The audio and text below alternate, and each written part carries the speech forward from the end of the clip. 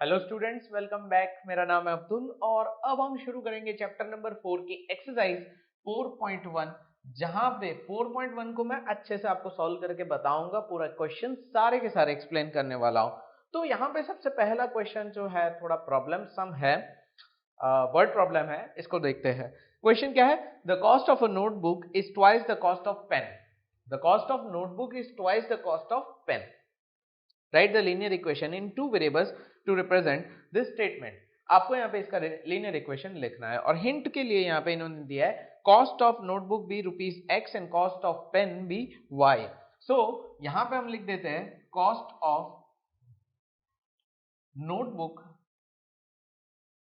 B rupees x and cost of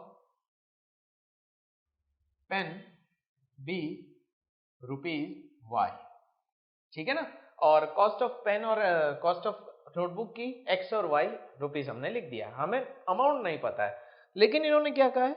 notebook is twice, cost of notebook is twice the cost of pen. जो notebook की price है वो यहाँ पे pen की प्राइस से डबल है। मान लो कि पेन 10 रुपए की है तो नोटबुक कितने की है?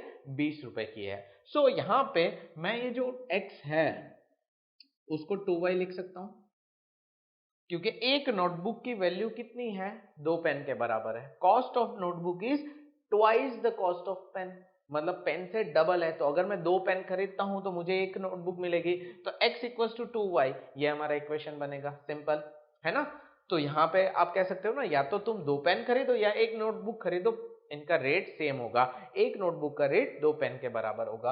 अब इस इक्वेशन को मैं अगर थोड़ा अपने वे में, मतलब कि कौन सा हमारा स्टैंडर्ड फॉर्म है? ax plus b y plus c equal to 0, इसके फॉर्म में अगर मैं लिखना चाहूं तो मैं लिख सकता हूं। क्या करूंगा? मैं इसको यहां पे ले लूंगा, तो x minus two y equal to 0।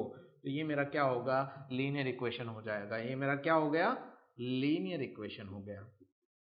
Linear equation in two variables. समझ में आया? ये बहुत सिंपल है। फर्स्ट क्वेश्चन आप इतना आसानी से कर सकते हो। तो ये हमारा फर्स्ट क्वेश्चन तो हो गया। अब बढ़ते हैं हमारे क्वेश्चन नंबर 2 की तरफ। इतना ही सिंपल था। थोड़े हार्ड क्वेश्चंस बाद में आएंगे आपको, जब आएंगे मैं आपको करवा दूंगा, फिक्र मत करो। अब देखो आगे बढ़ते हैं।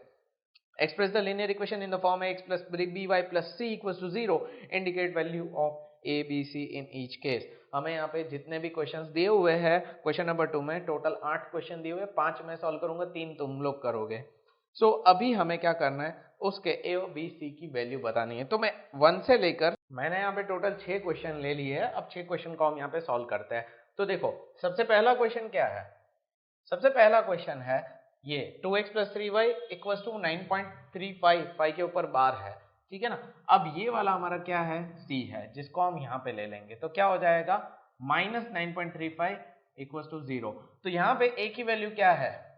2 है, b की वैल्यू क्या है? 3 है, और c की वैल्यू क्या है? माइनस 9.35 बार। ठीक है, समझ में आ गया? पहला क्वेश्चन सिंपल। दूसरे क्वेश्चन को अगर आप नोटिस करो तो ए, बी एंड सी तीनों अपनी जगह पे है। बस फर्क क्या है? डिनोमिनेटर में यहाँ पे क्या है? फाई लगा हुआ है। घबराने की कोई भी जरूरत नहीं है। ए इक्वल टू क्या आएगा? यहाँ पे 1 आएगा। बी इक्वल टू क्या आएगा? माइनस 1/5 आएगा। ठीक है। माइनस 1/5 क्यों आएगा?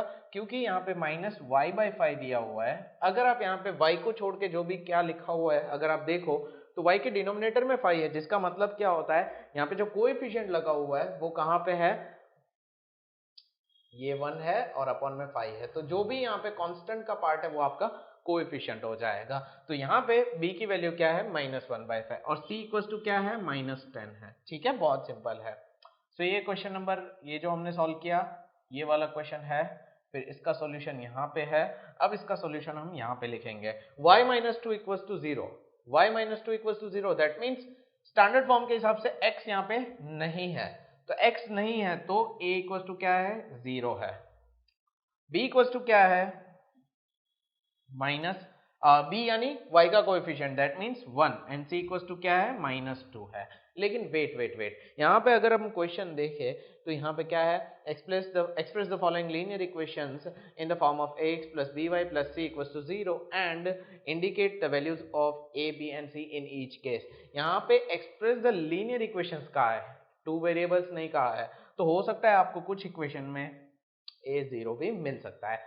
मैं जानता था आपके दिमाग में सवाल आया होगा, इसीलिए मैंने आपको क्वेश्चन एक बार पढ़ा दिया।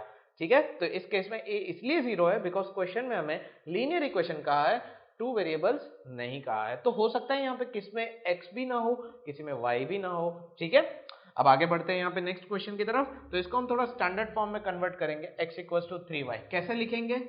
x minus 3y equal to 0। अगर आप नोटिस करो तो a की वैल्यू हमारे पास है 1 जो कि x का कोएफिशिएंट है, b की वैल्यू है -3 एंड c इक्वल टू क्या है? 0 है। c हमारे पास अवेलेबल नहीं है। अब यहाँ पे ये वाला क्वेश्चन सॉल्व करते हैं। यहाँ पे ये वाले क्वेश्चन को भी बहुत सिंपल तरीके से सॉल्व करेंगे। ठीक है, हमारे पास स्पेस नहीं है, हम यहाँ पे कर लेंगे इसको सॉल्व। अब a की वैल्यू क्या है?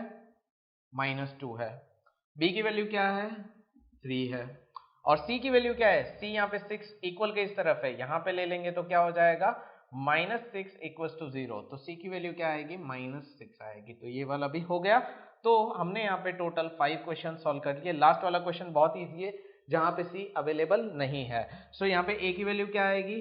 3 आएगी। स्टैंडर्ड फॉर्म को देखो, इक्वेशन को देखो, b की वैल्यू क्या आएगी? अब कंफ्यूज हो जाओगे आप, क्यों? क्योंकि b यहाँ पे आप ये 2 लेके सम को गलत कर दोगे। गलत नहीं करना है, यहाँ पे देखना है x ही दिया हुआ है, y यहाँ पे दिया हुआ है? नहीं दिया हुआ है। तो जब y नहीं दिया हुआ है तो b भी नहीं होगा हमारे पास, तो b 0 है। और c की वैल्यू क्या है? 2 है।